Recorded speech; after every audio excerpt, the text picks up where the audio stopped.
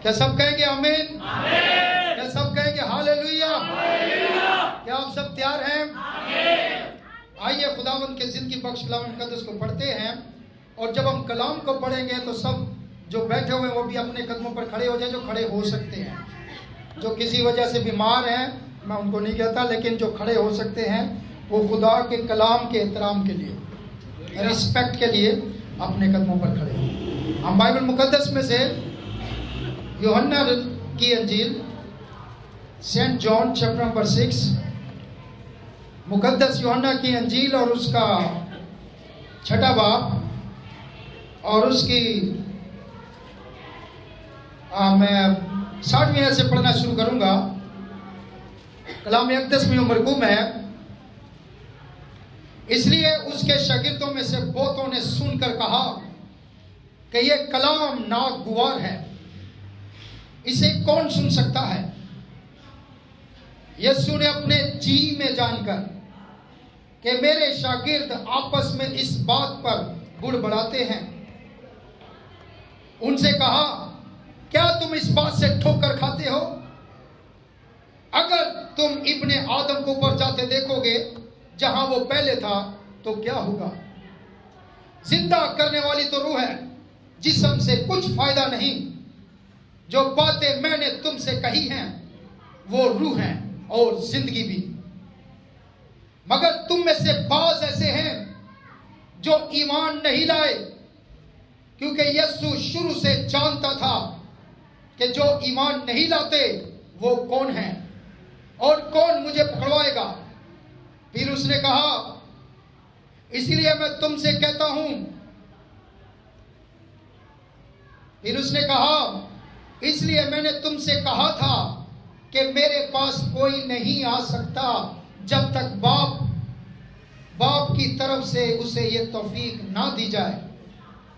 इस पर उसके शागिर्दों में से बतेरे उल्टे फिर गए और इसके बाद उसके साथ ना रहे। बस यीशु ने उन 12 से कहा, क्या तुम भी चला जाना चाहते हो?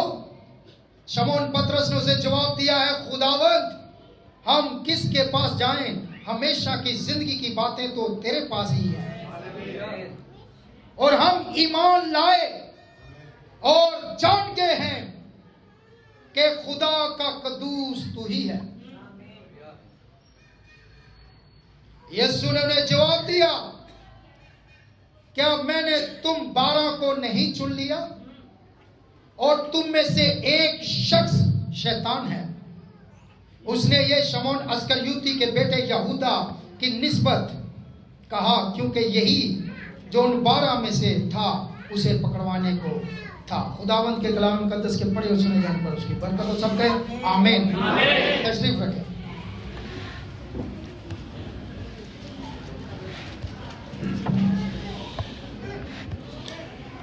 दो या 3 दिन पहले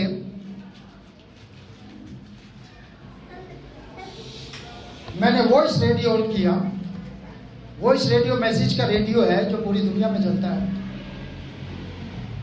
और उस पर 24 घंटे ब्रदर ब्रैनम के मैसेज चलते हैं, 24 आवर्स। 2-3 दिन पहले मैंने वॉइस रेडियो ऑन किया, सुबह का टाइम था, नाश्ते से पहले। तो जैसे ही मैंने ऑन किया तो वहां एक मैसेज चल रहा था, और जैसे ही वो मैसेज ऑन हुआ और मैंने सुना तो उस मैसेज का उन्वान था, the 3 kinds of the believers, 3 किस्म के ईमानदार, 3 इकसाम के बिलीवर्स। तो उसमें नबी बता रहे थे कि एक्चुअली तो मेरा टॉपिक बिलीवर्स ही है, मगर 3 इकसाम के बिलीवर्स हैं। मैं नहीं कहता कि आप बिलीवर नहीं हैं, मैं नहीं कहता कि आप ईमानदार नहीं हैं या कलाम पर ईमान नहीं रखते या यीशु मसीह पर ईमान नहीं रखते। नबी ने कहा सब बिलीवर हैं, लेकिन बिलीवर्स में फर्क है। 3 कैटेगरीज बताई गई हैं। तो वो मैसेज मुझे वहां से उन्वान मिला फिर मैंने ऑफिस में जाकर एक मैसेज सुना, तो उसमें भी यही टॉपिक था।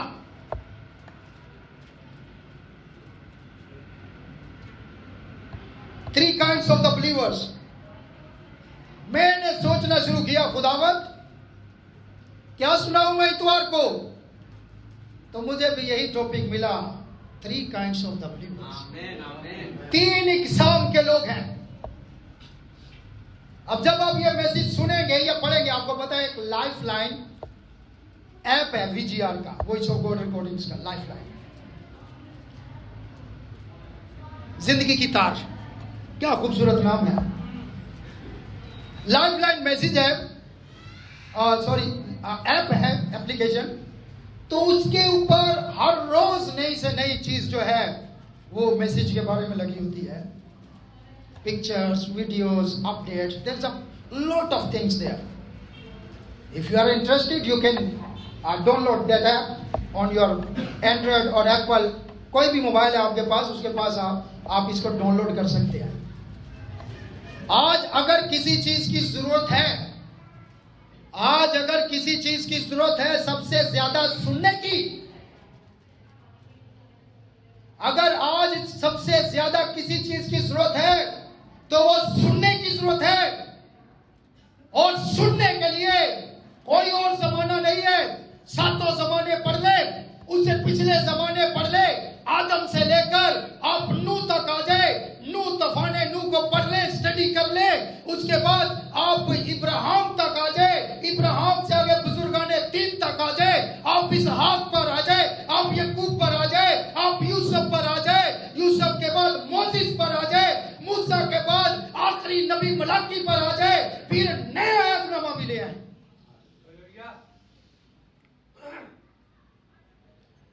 400 साल मलाकी के बाद खुदा ने बात नहीं की।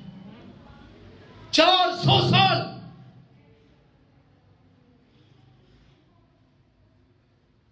400 साल गुजर गए, हिस्ट्री कहती है।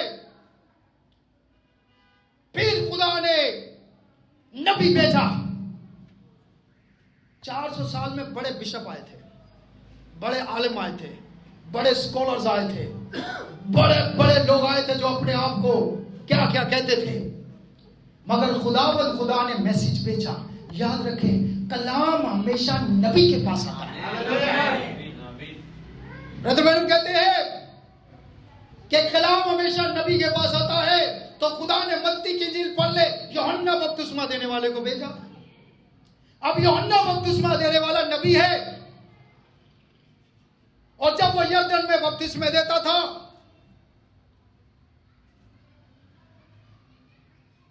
तो यीशु मसीह उसके पास आए। खुदावंद यीशु मसीह उसके पास आए। यूहन्ना की इंजील पहला बाब पहली आयत पढ़े, in the beginning was the word and the word was with God and the word was God. इब्तिदा में कलाम था और कलाम खुदा के साथ, और कलाम तो खुदा मुजस्सम हो गया, कलाम मुजस्सम हो गया। और जब कलाम मुजस्सम हो गया तो याद रखे, कलाम जो है जब मुजस्सम हो गया तो किसी बिशप के घर नहीं, किसी पादरी के घर नहीं, किसी डीकन के घर नहीं, किसी एल्डर के घर नहीं, कलाम मुजस्सम हो गया, नबी के पास गया, नबी के पास। आज लोग बातें करते हैं, कलाम नबी के, खुदा का कलाम नबी के पास आता है। यीशु मसीह कलाम था, यूहन्ना नबी था,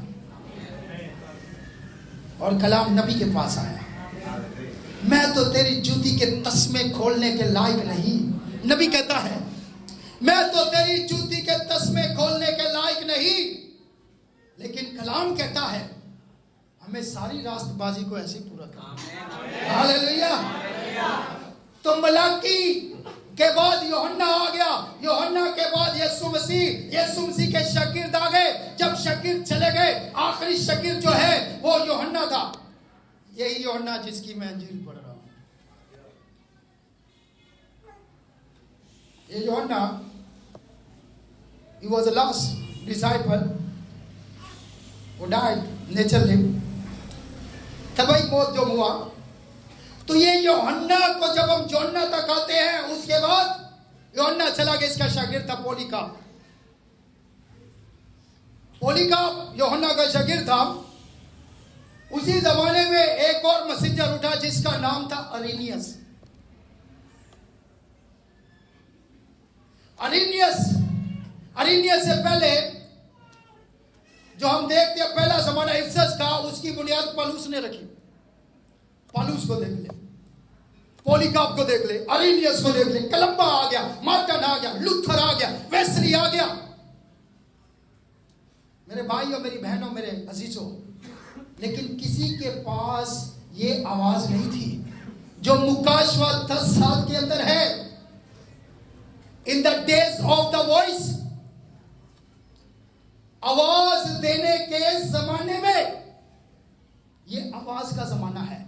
और आज अगर किसी चीज की जरूरत है सबसे ज्यादा सुनने की, तो वो खुदा की आवाज है। और याद रखे, खुदा की आवाज, खुदा अपने खादमों के वसीला से बोलता है, खुदा अपने नबियों के वसीला से बोलता है। और मैं ईमान रखता हूं, कोई रखे ना रखे, लेकिन मैं ईमान रखता हूं कि ब्रदर ब्रैनम के मैसेजेस ब्रदर ब्रैनम के नहीं है, ब्रदर ब्रैनम के मैसेजेस खुदावंद यीशु मसीह के। ये आवाज है।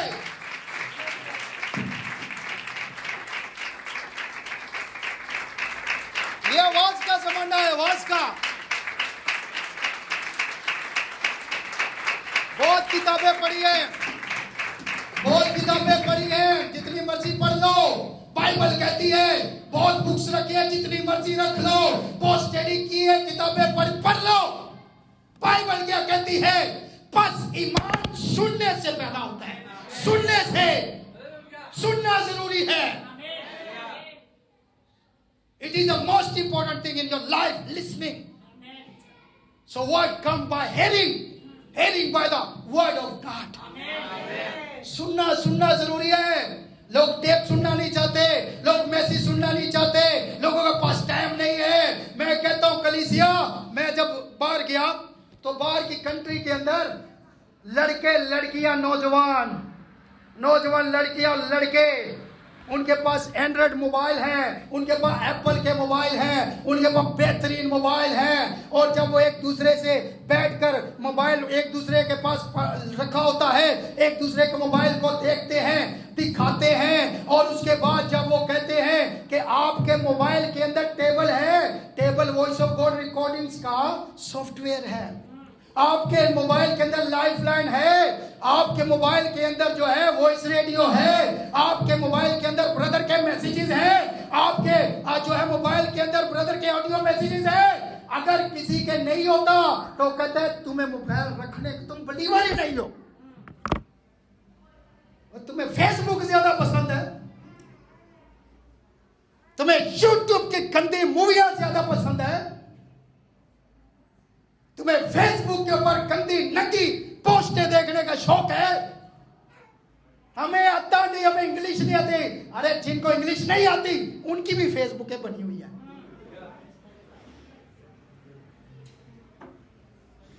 वहां इंग्लिश आ गई तुम्हें? नबी के मैसेज के टाइम पे इंग्लिश नहीं आती, समझ नहीं आती, वहां सब समझ लगती है। मैंने ऐसे अनपढ़ जाहिल लोग भी देखे हैं। अनपढ़ और बेवकूफ और जाहिल में फर्क होता है। अनपढ़ जो होता है वो जाहिल नहीं होता। मैंने ऐसे लोग भी देखे हैं जिन्हें अपना नाम लिखना नहीं आता, उनकी भी फेसबुक आईडी है। Try to understand my point. इस वक्त शैतान कर क्या रहा है? शैतान इस वक्त ये कर रहा है कि आप आवाज ना सुने, क्योंकि उसे पता है आवाज नहीं सुनेंगे तो ईमान नहीं बढ़ेगा। क्योंकि ईमान तो सुनने से आता है। रोमन 10:17 पढ़े।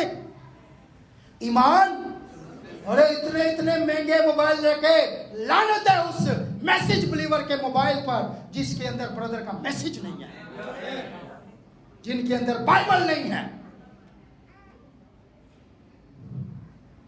बेकार है वो मोबाइल, वो इंसान भी बेकार है। यही ब्रदर ने बताया, the 3 kinds of the believer. अपने आप को बिलीवर तो कहते हैं, आवाज सुने, और आपके लिए, दुल्हन के लिए है। जब 7 मोहरें खुली तो नबी को कहा गया अपनी कलम उठा और लिख। नबी ने क्या लिखो? लिख, एक लेटर लिख। उसने क्या लिखो? जाके एक लेटर लिख और वो लेटर जो है मेरी दुल्हन तक पहुंचा दे और उस दुल्हन को बता दे ये 7 मोहरें तेरे दुल्हे का लव लेटर है।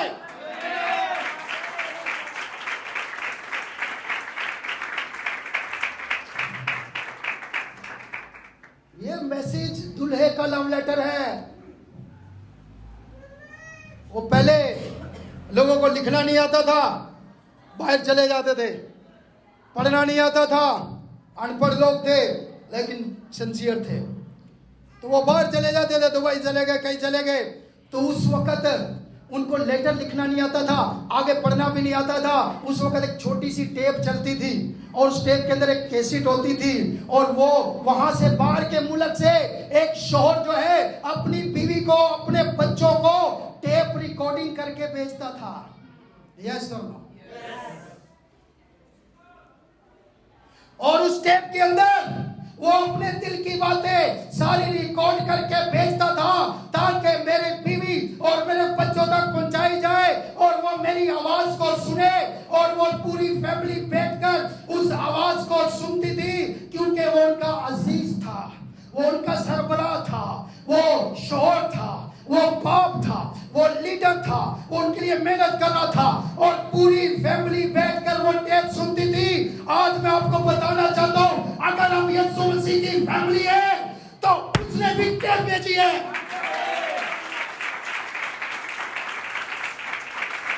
ताकि मेरे बच्चों का ईमान बढ़े,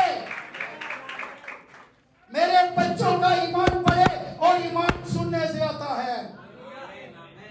उसने कहा सबके लिए वो टेप नहीं होती। अरे पड़ोसी का लानत डाल पड़ोसियों पे, उनके लिए तो गाने हैं। अरे वो चर्च वाले छोड़ उनको, वो डिनोमिनेशन है। अरे वो पादरी मुखालफत करता है, तुझे क्या, तेरे बाप की कोई मुखालफत करे फिर भी तू अपने बाप की सुनेगा। ये क्या बात हो गई? बाप की मुखालफत करे, बाप को छोड़ देगा बंदा? वो लानत है तेरी शक्ल पर। इतनी हिम्मत है किसी में? ये हिम्मत वाले लोगों का काम है जवाब देना, बच्चों का खेल नहीं है। यहां तो बच्चे खुद मुखालिफ हो जाते हैं। टेप, मैसेज, तस्वीर, ये बलीवर्स, हालेलुया, उनको जवाब देना। क्यों सुने वो? मैं कहता हूं क्यों सुने वो? सुनेगा वही जिसका कोई नाता है, जिसका कोई रिश्ता है, जिसको मोहब्बत है। अब मैं आपसे कहता हूं, जब यीशु मसीह चौथे दिन लाजर की कब्र पर गए तो खुदावंद यीशु मसीह ने वहां पर आवाज दी। वो कब्रिस्तान भरा पड़ा था। आज कब्रिस्तान भरे पड़े हैं, उस वक्त भी कब्रिस्तान ग्रेवयार्ड भरे पड़े थे। वहां पर बहुत सारे मुर्दे थे, कई सालों से मरे हुए मुर्दे थे, कई रिसेंटली मरे थे, कई पहले मर चुके थे, बड़े मुर्दे थे। लेकिन याद रखे, जब यीशु मसीह ने कहा ए लाजर बाहर आ जा, तो वो सारे मुर्दों के लिए आवाज नहीं थी, वो लाजर के लिए थी। आज मैसेज की आवाज, आज मैसेज की आवाज सारी तकसीमों के लिए नहीं है। आज मैसेज की आवाज, आज ये आवाज जो है लाजर के लिए है, और वो लाजर मैं हूं, वो लाजर आप है, वो लाजर आप है, वो लाजर हमें। तो इस नबी की आवाज सुनकर, नबी की आवाज सुनकर, जो नबी की नहीं है यीशु की है, जिंदा हुए हैं। हालेलुया, सब क्यों नहीं? अरे मरे हुए लोग हैं। ये जिसके लिए आवाज है वही सुनेगा और जिंदा होगा। कितने वॉल बंद थे लाजर के? चारों ही। कितने वॉल बंद थे? दिल के चार होते हैं ना, चारों ही बंद थे लाजर के, इसलिए तो मरा हुआ था। हालेलुया। किडनी खत्म हो गई है, किडनी खत्म हो गई है, लाजर की तो सड़ गई थी। डॉक्टर कहता बच नहीं सकता, डॉक्टर ने बोला, जीसस ने तो नहीं बोला। अगर तेरा डॉक्टर जीसस है तो फिर उस पर ईमान रख, अगर तेरा यीशु यीशु है तो फिर उस पर ईमान रख।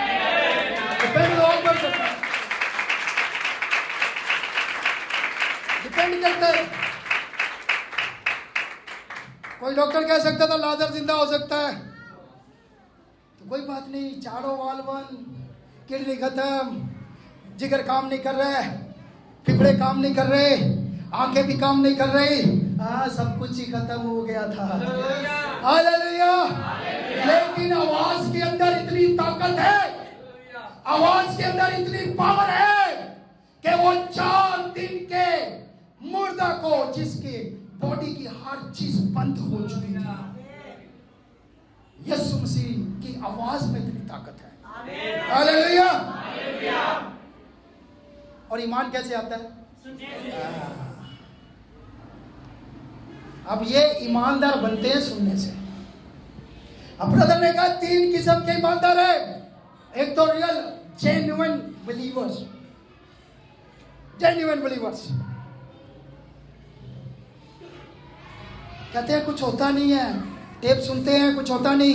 दुनिया के अंदर इतनी गवाहियां हैं जो ईमान से सुनते हैं और ईमान रखते हैं, उनकी जिंदगी में मोजज़ात हो रहे हैं। ये पिछले दिनों की एक गवाही है अडिया के अंदर। भाई आशीष लाल हमारे भाई पास्टर है मैसेज के, वो गवाही दे रहे थे, मुझे भी एक भाई ने भेजी सरगोदे से। तो वो बता रहे थे कि कोविड की वजह से पूरी फैमिली हॉस्पिटल में। मैंने कहा क्या हो रहा है? 1 नहीं 2 नहीं 3 नहीं, पूरी फैमिली। और कह रहे मैं भी बीमार हो गया और शैतान मेरे दिल में बातें डाल रहा है, अब क्या होगा तेरी खिदमत का, अब क्या होगा तेरे बच्चों का, अब क्या होगा तेरी मिनिस्ट्री का, अब क्या होगा तेरी नौकरी का, अब क्या होगा। कह रहे शैतान बहुत बातें डाल रहा है। कह रहा मैं काफी दिन हॉस्पिटल में रहा, मैं इतना वीक हो गया कि मेरे फेफड़ों के अंदर और वीकनेस हो गई। कह रहा मैं इतना वीक हो गया और वीक होने के बाद मैं आके बेड के ऊपर लेट गया और कहता है मैं उठकर किताब नहीं पढ़ सकता था, मुझसे किताबें नहीं पढ़ी जा रही थी, मैं बड़ा परेशान था। और कहता मैं इतना परेशान था, मैं सोच रहा था और मेरे ज़हन में एक बात आई, मेरे ज़हन में एक बात आई और वो बात ये थी कि आवाज को सुन। बस ईमान सुनने से पैदा होता है, सुनना मसीह के आवाज को सुन, तेरा ईमान इंक्रीज होगा। कहते हैं किताब मुझसे पढ़ी नहीं जाती थी और मैंने किताबें बहुत पढ़ी हैं, लेकिन वीकनेस की वजह से किताब नहीं पढ़ सकता था। और मैंने क्या किया? ब्रदर का मैसेज लगा दिया। हालेलुया।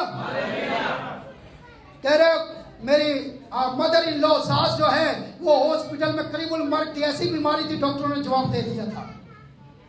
उधर भी इधर भी पूरी फैमिली परेशान।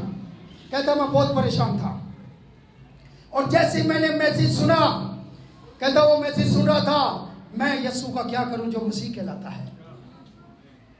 कहता उसमें नबी ने जोर देकर कहा, उस वक्त यीशु मसीह हेरोदिस के हाथ में था, पिलातुस के हाथ में था।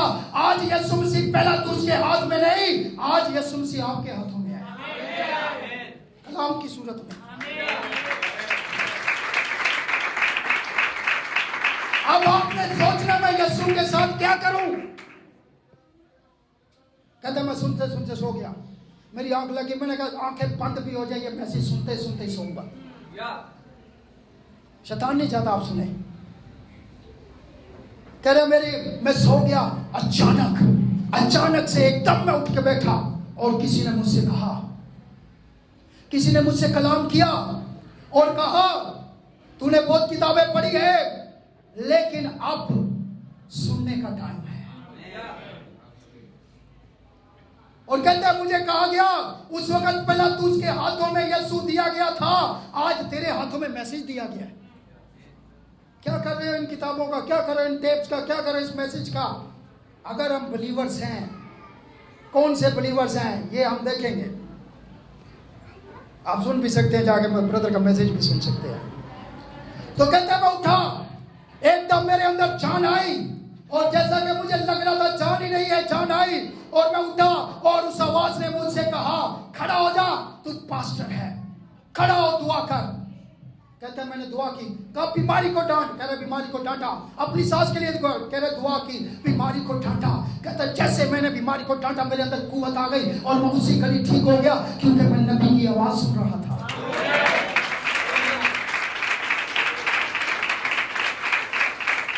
कहता फिर उस आवाज ने मुझसे कहा अपनी सास के लिए दुआ। कहता मैंने अपनी सास के लिए दुआ की, डॉक्टर ने जवाब दे दिया था। कहता मैंने जैसे ही उसके बाद मैंने फ़ोन किया 10-15 मिनट के बाद दुआ करने के बाद, मामा का क्या हाल है? तो कहता है कि वहाँ से फ़ोन आया कि मामा तो पता नहीं क्या हुआ है, एकदम ठीक हो गई है। उसने कहा ये आवाज़ का कमाल है, बस ईमान सुनने से पैदा होता, सुनना मसीह के। हालेलुया मेरे भाई मेरी बहन। और वो बंदा कहता है कि मैंने भी बड़ी देर बहुत किताबें पढ़ी हैं, लेकिन ये आवाज़ का ज़माना है, सुनने का ज़माना है। मैं बड़ा खुश होता हूँ भाई असगर यहाँ पर बैठे हुए हैं, और ज़िया कॉलोनी में एक फैमिली है, उनका नाम मुझे भूल गया है, रज़ा अकरम है उसके बाप का नाम। तो वो सुबह सुबह जो है ब्रदर का मैसेज लगाते हैं, कलाम सुनते हैं। अक्सर मैंने देखा बहुत सारे लोगों के पास, तो वो सुबह सुबह कलाम लगा के सुनते हैं। याद रखें मेरे भाई और मेरी बहनों, हम गीत ठीक है, इट इज ओके, सिर्फ गीत ही गीत हो तो काफी नहीं है, सबसे बढ़कर कलाम है। ये नहीं लिखा गीत सुनने से ईमान पैदा होता है, गीत सुनने से भी कुव्वत मिलती है, मैं ये नहीं कहता, लेकिन ईमान कलाम सुनने से। खुदा मुइज़्ज़त कर रहा है। ये टेप लगी हुई थी उधर इंडिया के अंदर, एक बदरू हाजिर हो गई, बंद करो ये आवाज मैं नहीं सुनना चाहती। आदम की बेटी बैठी थी, उसने चलाई हुई थी, तो उसने वो बंद करने लगा, कोई उसने कहा नहीं बंद नहीं करनी, यही तो आवाज है जिसमें पावर है। उसने बंद नहीं की, वो बदरू निकल गए, खुद ही, किसी को दुआ नहीं करनी पड़ी। कोयटा के अंदर एक भाई है, रात के 1 बजे कह रहे बदरू आ गई, और कह रहे घर में कोई भी नहीं था, मैं अकेला था, नया बलीवर था। कहता लेकिन मेरे पास SD कार्ड था और मैं मैसेज सुनता था। कहता मैंने रात को 1 बजे मैंने कहा भी किस पादरी को मैं डिस्टर्ब करूं? उसने कहा मैंने कहा किसी को भी नहीं करते, ये मैसेज लगाते हैं। वो मैसेज लगा के बैठ गया। कह रहे मैसेज लगाया और जैसे भी मुझे दुआ आती थी मैंने टूटी फूटी दुआ की, और वो टेप चल रही थी। और कहता है जैसी टेप चल रही थी 10-15 मिनट के बाद वो बहन के अंदर से बदरू निकल गई और ऑटोमेटिकली ठीक हो गई। कहानी है क्या, मजाक कर रहा हूं, आजमा के देखो, आजमा के देखो। अगर बिलीवर हो, जेन्युइन बिलीवर जो है वो आवाज पर ईमान रखता है। बाइबल मुकद्दस में बड़ी मिसालें हैं। एक दफा तो ब्रदर बैनम, एक लड़की मरने वाली थी, और ब्रदर बैनम के जो दोस्त था, बचपन का दोस्त था, तो उसने घर पे बुलाया, उसकी बीवी ने कहा ब्रदर बैनम को बुलाओ घर पे। वो आए ब्रदर बैनम, और वहाँ 3-4 डॉक्टर थे। ब्रदर ने कहा तुम ईमान रखते हो खुदावंद इस जगह पर मौजूद है? वो डॉक्टरों ने यस और नो में सर नहीं हिलाया। ब्रदर ने कहा जो ईमान नहीं रखता चला जाए। वो चारों डॉक्टर चले गए, चारों डॉक्टर चले गए। ब्रदर ने कहा और कोई? ब्रदर ने कहा, डॉक्टरों ने कहा ये बचेगी नहीं, डॉक्टरों ने कहा ये बचेगी नहीं, लेकिन खुदावंद कहता है ये मरेगी नहीं।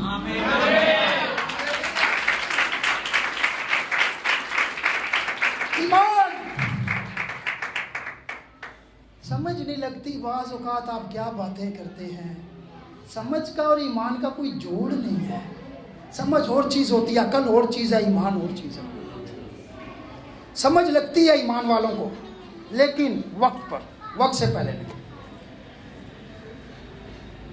यहां पर यीशु मसीह ने एक मैसेज दिया कफरनहूम के इबादत खाना में, और जब यीशु मसीह ने यह मैसेज दिया, उस मैसेज के दौरान यीशु मसीह ने कहा मेरा गोश्त फिल हकीकत खाने की चीज है, मेरा खून फिल हकीकत पीने की चीज है। तुम्हारे बाप दादा ने मन खाया पिया पर में मरे, लेकिन यहां वो है जो आसमान से रोटी उतरी है, और वह जिंदगी की रोटी मैं हूं, इसलिए मेरा गोश्त खाना, मेरा खून पीना जरूरी है। लोग परेशान हो गए, समझ से बाहर है। भाई ये खूनखार आ गया कहां से? ये कहां से आ गया बंदा खून पिलाने वाला?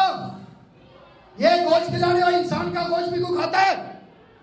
हमने तो आज तक नहीं सुना, हमने आज तक नहीं सुना इंसान का खून भी कोई पीता है। ये कैसी मिनिस्ट्री है, ये कैसी तालीम है? बाइबल पढ़ने लिखा है वहां यीशु के शागिर्द आपस में झगड़ने लगे। ये वाला मैंने पढ़ा, आपस में बोलो तो सही अगर वो समझ लगा।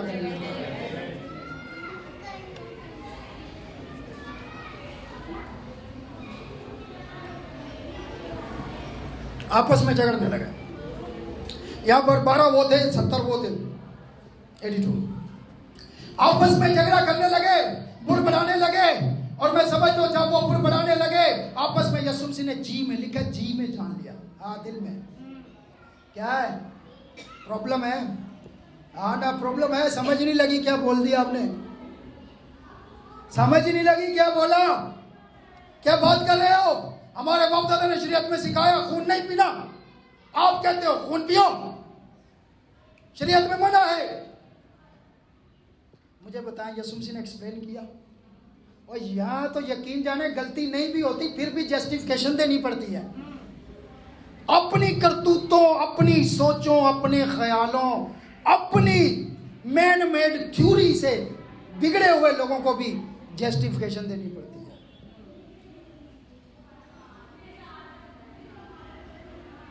जीसस ने कुछ तफसीर की, एक्सप्लेन किया। नबी कहता है यीशु मसीह ने कभी भी एक्सप्लेन नहीं किया। ये यीशु मसीह ने कभी एक्सप्लेन नहीं किया। तेरा कलाम नागवार है, हमारी समझ से बाहर है, बहुत सख्त है, कौन सुनेगा, कौन आएगा, कौन जाएगा, जो मर्जी बोलते रहो।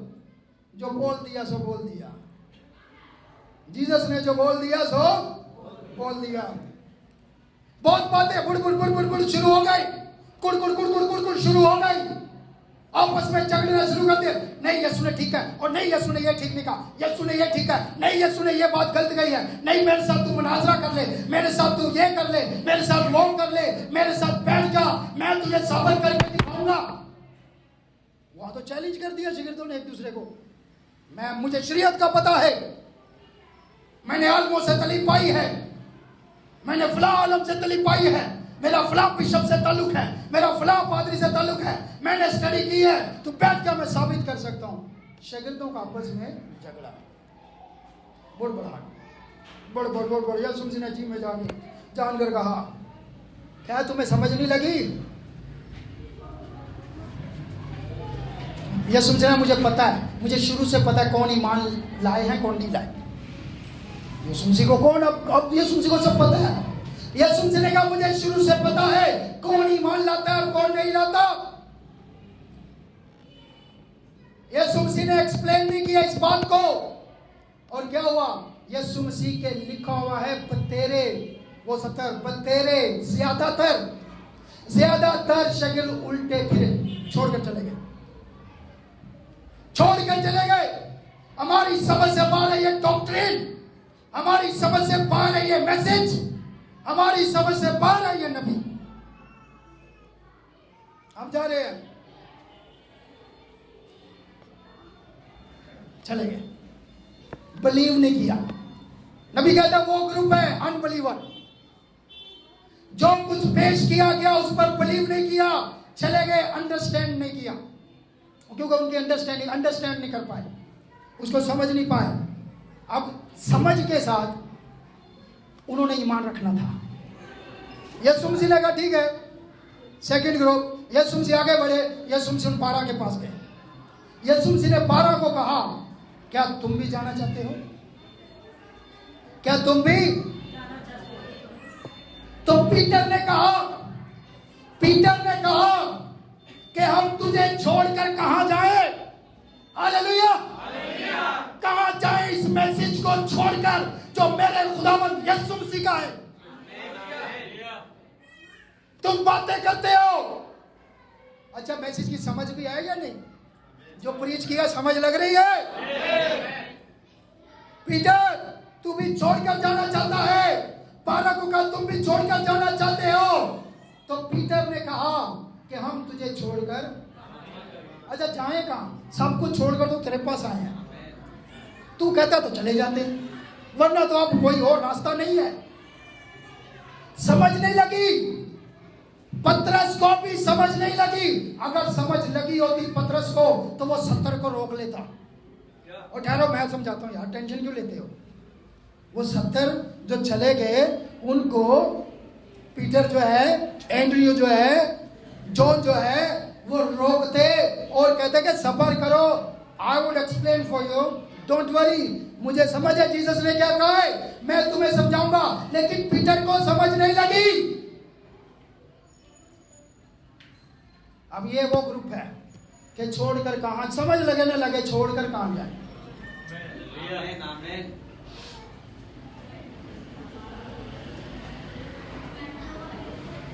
तुझे छोड़कर कहां जाए। अच्छा, इनको समझ क्या लगी? समझ एक बात की लग गई पतरस को, बिलीवर को, ये बिलीवर है, जेन्युइन बिलीवर।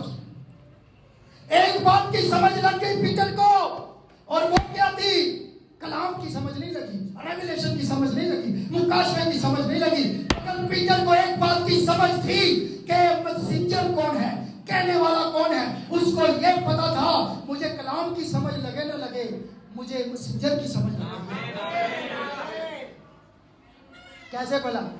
पीटर ने ये इकरार किया था जब यीशु से ने कहा, लोग मुझे क्या कहते हैं, कोई कहता है क्या, कोई कहता है क्या, कोई कहता है ये है, कोई कहता वो। अरे छोड़ पीटर दूसरों को, तू बता तू मुझे क्या कहता है। पीटर ने कहा, तू जिंदा खुदा का बेटा मसीह है।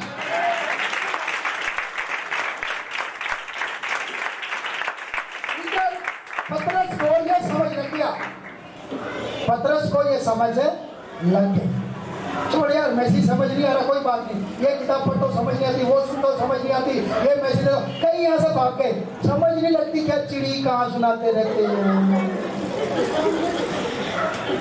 ठीक है भैया, हमें समझ लगे ना लगे, हमें मैसेंजर की समझ लग गई है।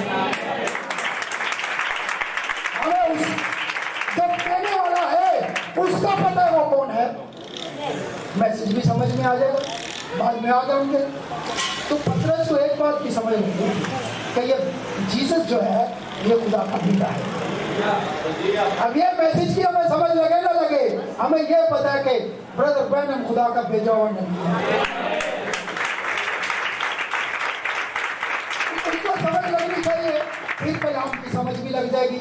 तो ये जेन्युइन बिलीवर्स बाइबल में। अब तीसरी किस्म है मेक बिलीवर, बनावटी ईमानदार। अच्छा, अनबिलीवर कोई टेंशन नहीं, कोई इशू नहीं है, नो प्रॉब्लम। बिलीवर का तो है ही नहीं है टेंशन। सबसे खतरनाक बंदा बनावटी ईमानदार। ये क्या होता है बनावटी ईमानदार? अनबिलीवर क्या होता है बाजी साहब? इसकी पहचान क्या है, पता कैसे चलेगा? आपने बता दिया, बिलीवर तो वो जो कलाम पर ईमान रखता है, समझ लगे ना लगे। अनबिलीवर वो जो छोड़कर चले गए। और ये मेक बिलीवर कौन है, ये बनावटी ईमानदार कौन है? मैं आपको बताना चाहता हूँ, सबसे डेंजरस कंडीशन ये है। अच्छा, हर चर्च में 3 किस्म के लोग होते हैं, 4 किस्म की जमीनें, 3 किस्म के लोग। 4 किस्म की जमीनें यीशु से ने कहा, 3 किस्म के लोग हर चर्च में है। और नबी ने कहा है कि ये जान छोड़ेंगे नहीं, ये चलते रहेंगे। मेरा चर्च ठीक हो जाए, सारे ठीक हो जाए, ये इसको निकालो, उसको निकालो, सारा चर्च निकाल दो, फिर भी 3 किस्म ही रहेंगे, 3 ही सामने, क्योंकि ये चलेंगे साथ। ये अदन के अंदर ही खुदा ने साथ ही वो नेको बद की पहचान का दरख्त भी लगाया हो, चलेंगे ये। इनका भी टाइम है, टाइम जब तक है ये चलेंगे।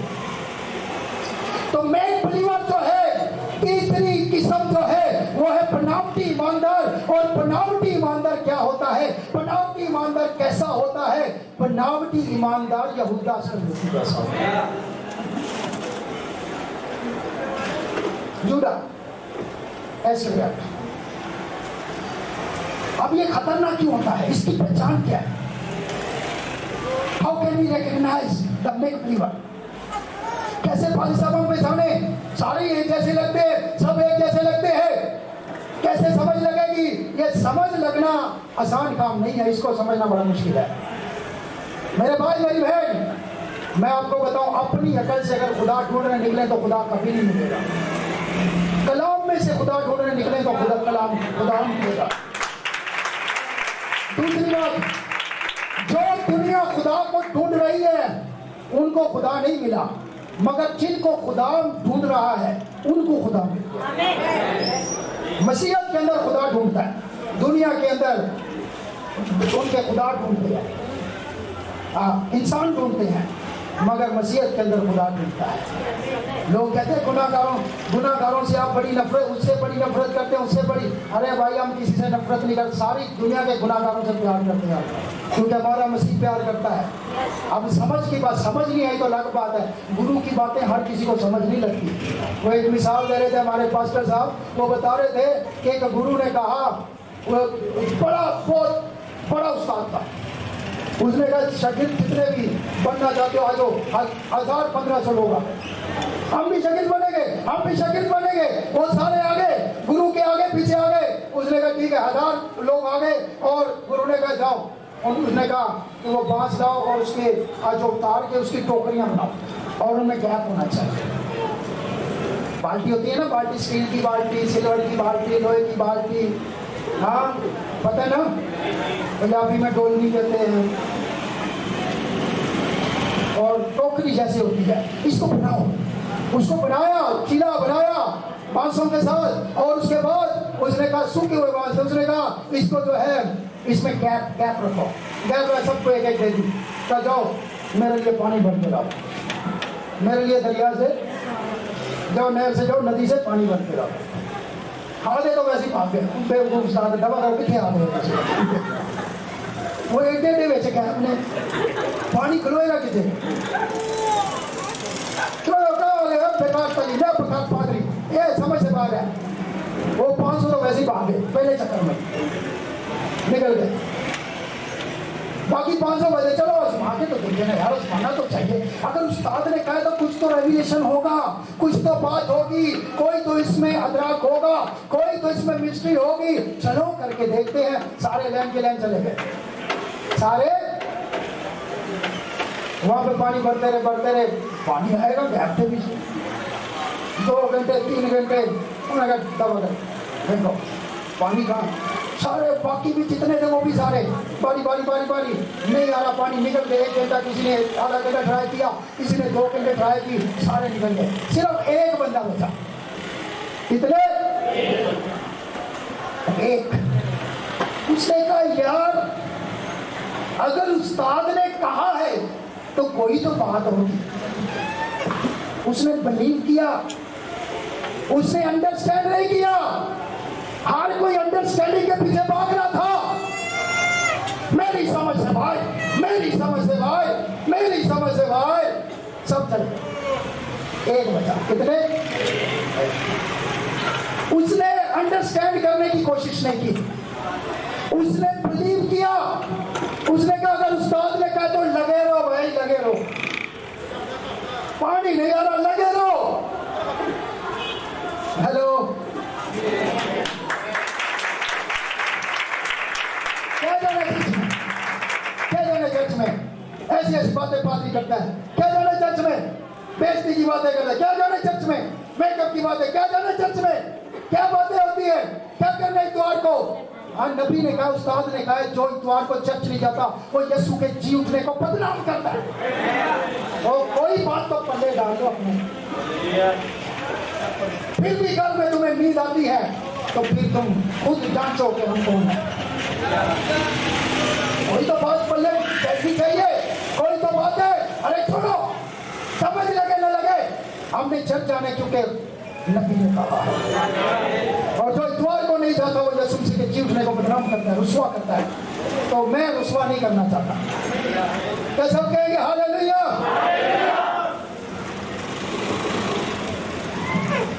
एक मैंने सवाल छोड़ा हुआ है, मुझे भी याद आ गया, उसके साथ एक और जोड़ देते हैं, और इसको फिर अगले खुदावन ने मौका दिया तो उसमें मैं ध्यान करूंगा।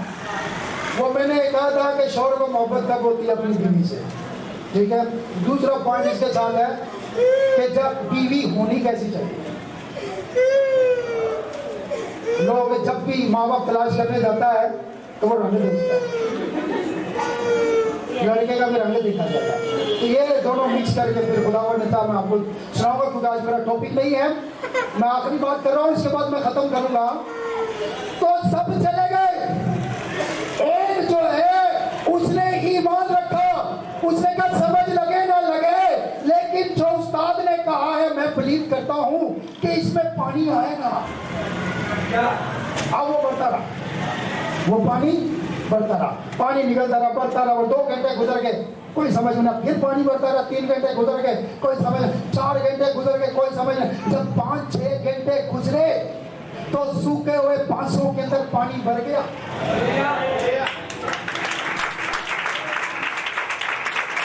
जब 5-6 घंटे गुजरे तो बांसों के अंदर पानी भरना शुरू हो गया, और जैसे बांसों के अंदर सूखी हुई लकड़ी के अंदर पानी भरना शुरू हुआ, वो फैलने शुरू हुए, और जैसे वो फैलने शुरू हुए वो गैप खत्म हो गया, और वो बाल्टी भर के उस्ताद के पास ले गए।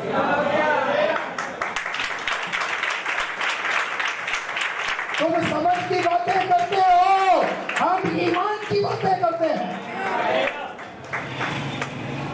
समझ नहीं लगी, जाओ भागो। पीटर तुझे समझ लगे ना लगे, ईमान है। हालेलुया। तो उस्ताद ने कहा हाँ भाई बाकी का है। उस्ताद वो तो भाग के सब भाग गए, कोई 1 घंटे बाद, कोई आधे घंटे बाद सब निकल गए। तो तू वो सब समझना चाहते थे, अपनी समझ से काम करना चाहते थे। मैंने समझा नहीं, मैंने एक ही बात पर ईमान रखा, उस्ताद ने कहा है तो फिर ठीक है। हालेलुया। आज लोग कलाम की गलतियां निकालते हैं, ये ठीक नहीं है, वो ठीक नहीं है। लानत है तुम्हारी सोच पर, अगर यीशु ने कहा है तो फिर सब कुछ।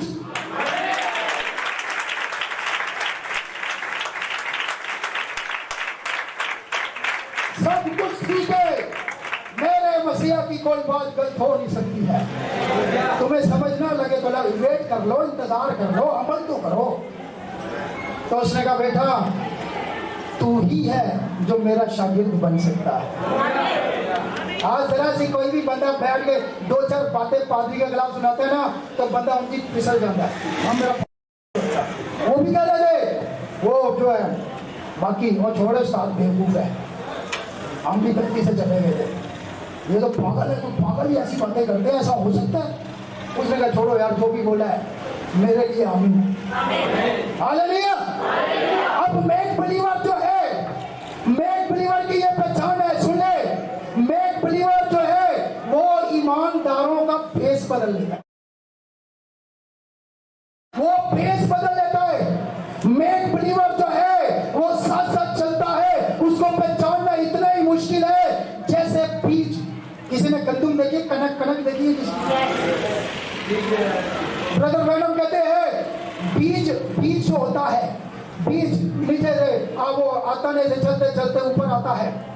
पहले आपको पता है कि पत्तियां निकलती हैं, फिर फूल निकलते हैं, फिर जाके वो जो है बीज आता, फूल आते हैं, फिर बीज आता है। बीज के ऊपर एक खोल होता है जिसको कहते हैं छिलका। बीज जो होता है उसके ऊपर एक छिलका होता है, और अगर दूर से देखें तो वो भी बीज जैसे ही होता है, पहचानना बड़ा मुश्किल है, लेकिन वो बीज नहीं होता है। आज कई छिलके हैं जो बीज है नहीं है, बीज है नहीं, लग रहे हैं मैसेज बिलीवर है, लगते हैं बिलीवर, जेन्युइन बिलीवर है, लेकिन करीब जाके देखो तो अंदर से खोखले हैं। जरा सा पूछो मैसेज पर मान, हाँ इस पर रखता हूं, इस पर नहीं रखता, चल खाली खोखला है, तू बीज नहीं है, बीज तो बीज है। हालेलुया। छिलके छिलके और छिलके, यीशु मसीह ने कहा तूड़ी जिसे कहते हैं पंजाबी में, छिलके जो हैं वो हवा से उड़ जाते हैं। हालेलुया। तो मेक बिलीवर इतना करीब होता है, छिलका होता है, आपको पहचानना मुश्किल है। सेम वैसे ही होता है, सारा कुछ करता है, हर चीज करता है। आप तौबा करें वो भी तौबा करेगा। भाई सजावल हमारे दरमियान है, बड़े खुदा से बड़ा प्यार करते हैं, काफ़ी देर बाद आए हैं, आर्मी में होते हैं, तो छुट्टी की वजह से नहीं आ सके, खुदा उन्हें बरकत दे, बहुत प्यार करते हैं मैसेज से। रावण पीछे से निकल हो जाए। तो मेक बिलीवर जो है, बिलीवर तौबा करे, आप तौबा करें वो भी तौबा करेगा, आप बपतिस्मा ले वो भी बपतिस्मा लेगा, आप यीशु के नाम में ले वो भी यीशु के नाम में लेगा,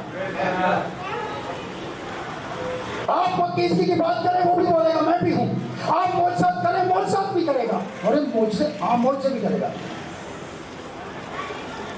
आप किताबें रखें वो भी रखेगा। तू पहचाने कैसे, कैसे पहचाने? सारा कुछ तो सेम है, इसीलिए यीशु ने मत्ती की 24 में लिखा हुआ है कि पहचानना इम्पॉसिबल लिखा हुआ है, अगर मुमकिन हुआ तो बरगजीदों को भी गुमराह, बरगजीदों को भी पहचानना मुश्किल है। मेक बिलीवर इस हद तक चला जाता है, बड़ा मुश्किल है पहचानना, सब कुछ करना होता है। पाँव धोने चलो तुम भी, सब धोएंगे, रोटी भी देगा, पाकिशा भी देगा, तेयकी भी देगा, बड़ा कुछ करेगा, सारी कॉपी करेगा, लेकिन है बनावटी ईमानदार। कहां से पकड़ेंगे, कैसे पकड़ेंगे, बड़ा मुश्किल है।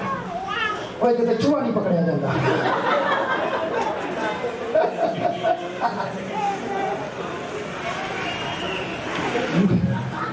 एक बिलीवर को पकड़ना कितना मुश्किल है। हालेलुया। तो मेक बिलीवर बनावटी ईमानदार की एक पहचान है जो बाइबल से मैं आपको बताने लगा, आप पढ़ लेना घर पे जाके। बनावटी ईमानदार की यह पहचान है और अपने ऊपर अप्लाई हर बंदा कर सकता है और अपने आप को चेक कर सकता है। मैं नहीं कहता कौन है कौन नहीं, मुझे नहीं पता, खुदा अदालत करने वाला है, मैं नहीं हूं, मैं किसी का दिल को नहीं जानता, खुदा जानता है। इसलिए मेरा काम कलाम सुनाना है, किसी की अदालत करना नहीं है।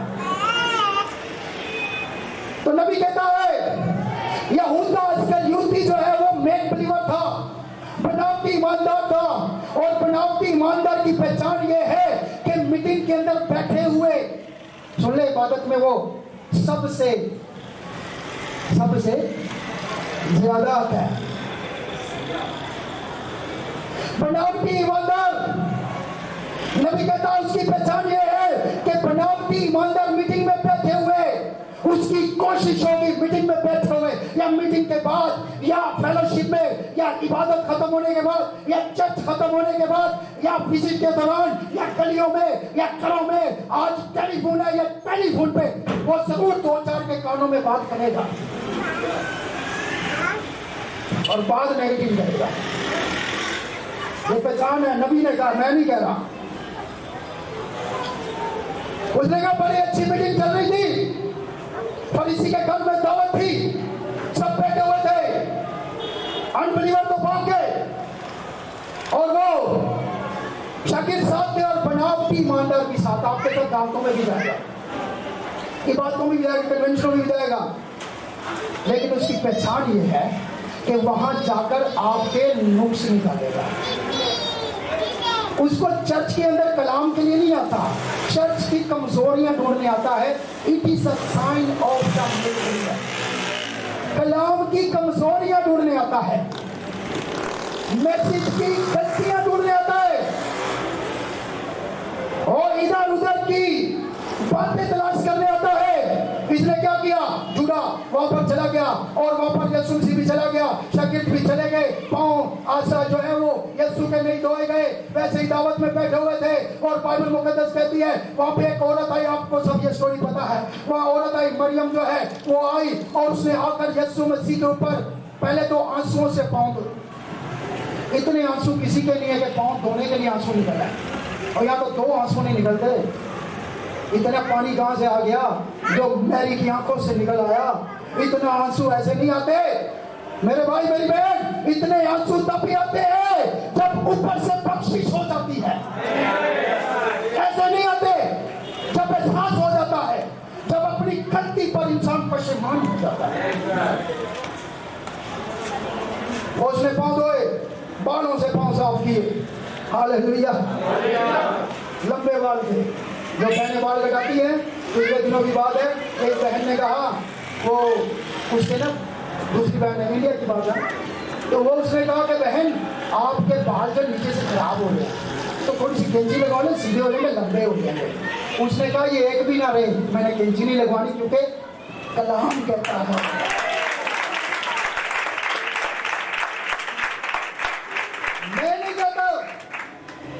ये ऊपर से मिलती हैं ये चीजें, मेरे कहने से थोड़ी मिलेंगी किसी को। मेरे कहने से तो सिर्फ चर्च तक होगा, चर्च के बाद फिर खत्म। तो वहां पर उसके लंबे बाल थे। कलाम में लिखा है बाल औरत को खूबसूरती के लिए दिए गए हैं। तुम्हें पता नहीं, क्रीम खूबसूरती के लिए नहीं दी गई, फेयर एंड लवली नहीं दी गई, बाल दिए गए हैं, बाइबल दिए गए। क्या बात करते हैं आप लोग? बाइबल पहला करंथियों 11वां बाब घर पे जाके पढ़ लो। लिखा हुआ है कि औरत के लंबे बाल उसकी खूबसूरती जीनत है और उसे पर्दे के लिए दिए गए हैं। और ये नसीर की निशानी है। जो अपने बाल नहीं कटवाती वो कहते हम यीशु मसीह के, तो अपने आप को यीशु का नजर कर दिया। हालेलुया। तो उसके बाल लंबे थे, उसने बालों से यीशु मसीह के पांव पहुंचे और उसके बाद एक काम किया, इतर लिया और वो इतर यीशु मसीह के ऊपर डाल दिया, जो कि 300 दिनार का था। कितने का? 300 दिनार। अच्छा, वो कितना इतर है, कितना था? योना के दिन में लिखा 12वें बाब में कितना इतर था। इसीलिए मैं कहता हूँ कभी कभी बाइबल पढ़नी चाहिए। पता मैं क्यों कहता हूँ कभी कभी? वजह है, मुझे 100% पता है हर रोज बाइबल 100 में से कोई 2-4 बंदे होंगे, वरना फेसबुक उठते ही सारे देखते हैं। फेसबुक हर बंदे को रात को सोने नहीं देती। सुबह उठते ही पहले उसका दर्शन होता है गंदी नंगी बीवियों का, जो देखते हैं। हम तो लाइफ लाइन खोलते हैं जहाँ पे नबी की आवाज चल रही होती है। हालेलुया। क्या खूबसूरत बात है कि सुबह आपके कानों में खुदावन की आवाज पड़े। टाइम ही नहीं है। मोबाइल में बाइबल है, फिर भी बाइबल कम पढ़ी जाती है, फेसबुक ज्यादा मिलती है। तो मोबाइल में पढ़ लो। मैं अक्सर कहीं जाता हूँ, हॉस्पिटल में या कहीं भी जाता हूँ, अगर मैं फारिग होता हूँ तो मैं मोबाइल निकाल, हर वक्त मेरे पास बाइबल ये वाली नहीं होती, तो मैं अपना मोबाइल निकालता हूँ, नंबर लगा हुआ है 4, 5, 10, उसके बाद नंबर आएगा भाई आपका, उसके बाद डॉक्टर आपको चेक करेगा। मैंने कहा चलो तब तक हम बाइबल पढ़ते हैं। 1-1 घंटा 2-2 घंटे बैठे बैठे वहाँ हॉस्पिटल में बाइबल पढ़ देता हूँ। तो कहीं भी मुझे इंतजार करना पड़े, वहाँ पर मेरा मशगला या मेरा शौक एक ही है कि बाइबल पढ़े, ये मैसेज सुना जाए। तो मेरे भाई मेरी बहन, ऐसे बातें नहीं मिलती, ऐसे कलाम नहीं मिलता। तो लोग फेसबुक को, इन चीजों को बाइबल पढ़े। कितना था इधर? मैं कहता हूँ बाहर से पूछे आपको गैर मसीह कि जो यीशु मसीह पर इधर डाला गया था कितना था? बाइबल में लिखा हुआ है, मैं चैलेंज करता हूँ। और बात में लिखा हुआ है बाइबल मुकद्दस में कि जो इधर उसने डाला था वो कितनी क्वांटिटी में था, उसकी तादाद कितनी, उसका वजन कितना था, ये बाइबल में मौजूद है। आधा से कितना? आधा किलो। लिखो, पढ़ ले योना के लिए, मैं अपने से। तो वो आधा शेर इधर, ये छोटी छोटी परफ्यूम की बोतलें इतनी महंगी मिलती है, मिलती नहीं मिलती? मैंने चार्ली लेना है, मैंने ब्लैक कोबरा लेना है, मैंने पता नहीं क्या नाम, मुझे तो सेंट के नाम भी नहीं आते। कोई क्या इतने महंगे, मैंने वो लेना है, ये लेना है। वो इधर 300 दिनार, आज के लाखों करोड़ों रुपए यीशु मसीह पर डाल दिया। अब मैं आपको पहचान बताने लगा, इसके बाद खत्म है। मेक बिलीवर की पहचान क्या है? वहां पर जेन्युइन बिलीवर नहीं बैठे हुए थे, अनबिलीवर को कोई तकलीफ नहीं है, मगर मेक बिलीवर को हमेशा तकलीफ रहती है। इसकी तकलीफ खत्म नहीं होनी। नबी कहता है इसकी तकलीफ रैप्चर तक चलेगी, ये साथ चलेगा और इसको तकलीफ होती रहेगी, क्योंकि ये पहले ही तकलीफ फ्री हुआ है। वो अनबिलीवर बैठे हुए थे, वो बिलीवर बैठे हुए थे, मगर किसी ने कुछ नहीं कहा। जब 300 दिनार का इधर डाला गया जो लाखों रुपए थे, तो अचानक से यहूदा इसकरियोती उठा, जिसके दिल में लालच था, जो मेक बिलीवर था। मेक बिलीवर यीशु मसीह अच्छी खासी मुनादी कर रहे थे। इस औरत ने मेरे साथ ये किया है, इस औरत ने मेरे मरने की तैयारी की है, इस औरत ने ये ऐसा कर दिया है, ये औरत ऐसी है। शमन तुझे पता है, एक नौकर था, उस पर इतना कर्जा था, दूसरे पर इतना कर्जा था, मालिक ने दोनों को माफ कर दिया। ज्यादा मोहब्बत कौन दिखाएगा? जिसके ज्यादा कर्ज माफ हुए हैं। शमन, मैं भी तुझे कहता हूँ, इस औरत ने ज्यादा मोहब्बत दिखाई है, इसके सारे पाप क्षमा हुए, इसके माँ सारा बड़ा जबरदस्त प्रीच चल रहा है, बड़ा जबरदस्त मैसेज चल रहा है, बड़ा कमाल मैसेज दे रहे हैं खुदावन यीशु मसीह वहां पर, जबरदस्त मैसेज। कैसे मैसेज चालू हुआ है, यहूदा साहब ही किसी के कान में पता नहीं है। 300 दिनार लाखों रुपए का इधर है, गरीबों की मदद कर देता। ये पादरी तो की सारा 5 लाख रुपए ला चले पादरी को, समझ लग रही है? अब चेक खुद करना, मैं नहीं करने वाला चेक, चेक आपने खुद करना है। जिसकी खोपड़ी में ये आवाज आए समझ लेना कोई तो प्रॉब्लम है। जिसको लाखों करोड़ों से बढ़कर, सोने चांदी के 1000 सिक्कों से बढ़कर, जिसने खूबसूरत बेहतरीन लाखों करोड़ों से बढ़कर कलाम सुना दिया है, तुम्हें वो लाखों करोड़ों का कलाम याद नहीं है, तुम्हें 300 का इतना याद है। समझ लग रही है? यही पहचान नहीं है। जिसको कलाम तो याद ना रहे, लेकिन घर पर कोई ऐसी बात। अच्छा मुझे बताएं, वहां पर उस औरत ने जब इधर डाला तो वो यीशु मसीह के दफन की तैयारी कर रही थी। यीशु मसीह और वो यूदास के लुदी क्या कह रहे हैं, सोच रहे हैं और बातें कर रहे हैं कि यार देखो गरीबों। अच्छा सुनो, एक काम हुआ है, याद है काम पता क्या हुआ है? यीशु के मैसेज की तरफ से तवज्जो हटाई गई है। समझ लग रही है?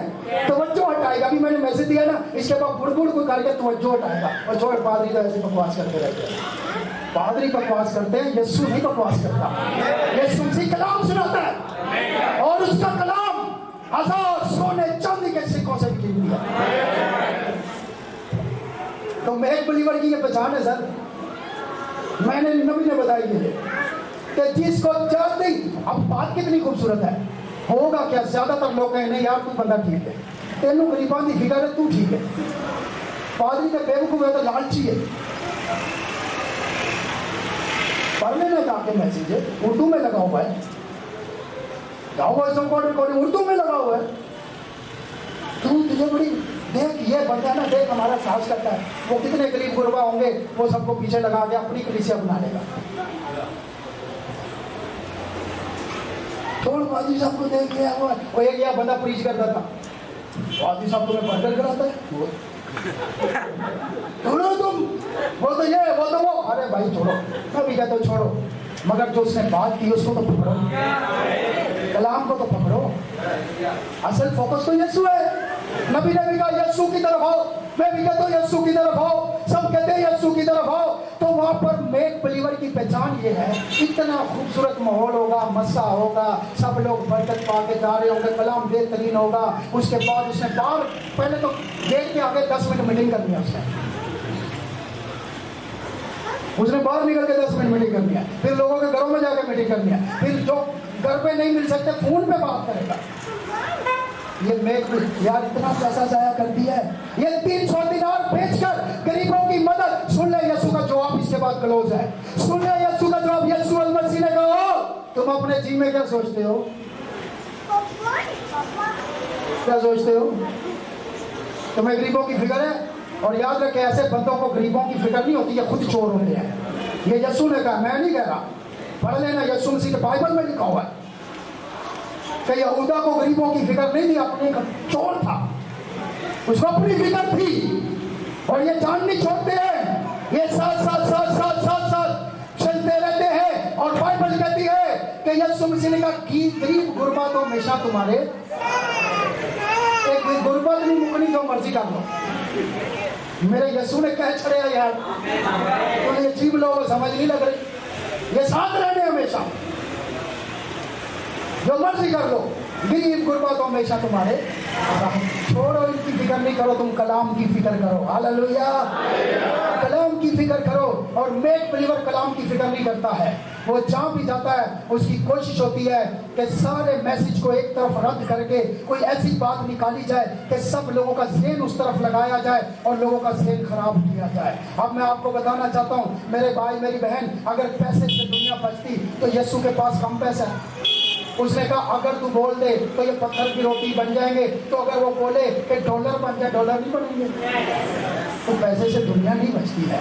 नबी ने भी कहा है दुनिया पैसे से नहीं बचती है, दुनिया अंजीर से बचती है, कलाम से बचती है।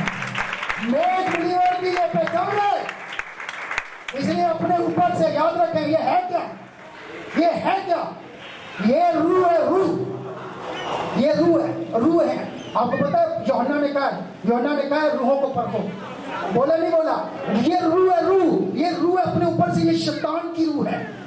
नबी कहता है यहूदा दोजख से आया और दोजख में वापस गया। कैसे? उसके बाद उसने क्या किया, पहले उसको वहां पैसों की फिक्र थी और इतनी फिक्र थी कि उसके बाद उसने यीशु को बेच दिया, उसके बाद उसने खुदकुशी की और खुदकुशी करके सुसाइड करके उल्टा लटक गया, वहां पे दरख्त के ऊपर फांसी ली और दोजख से आया, दोजख में वापस है। नेक बिलीवर का ये एंड है, लेकिन ये बड़ी दूर तक चलता है, ये इतनी दूर तक चलेगा जब तक तबाह और बर्बाद न करे। मेरे भाइयों मेरी बहनों, बुराए मेहरबानी कानों के अंदर नेगेटिव बातें बोलने वाला रूल तुझ के मस्सा में हो नहीं सकता, क्योंकि मेरे नबी ने कहा है कि रूल तुझ जो है वो पॉजिटिव है, नेगेटिव नहीं है, पॉजिटिव है होली रोज। इसलिए अगर किसी पर पाक रूह है तो फिर वो कलाम की बातें आगे पहुंचाएगा, वो इधर उधर की बातें माहौल खराब नहीं करेगा। तो ये 3 किस्म के ईमानदार जो 2 मरतबा मेरे सामने ये टॉपिक आया और पाक ने जैसे मुझे गाइड किया, मैंने आप तक वो बात पहुंचा दी है। Thank you very much, God bless you. भाई सजावट आएंगे और वो दुआ करेगा, ही अपनी आंखें बंद करते हैं।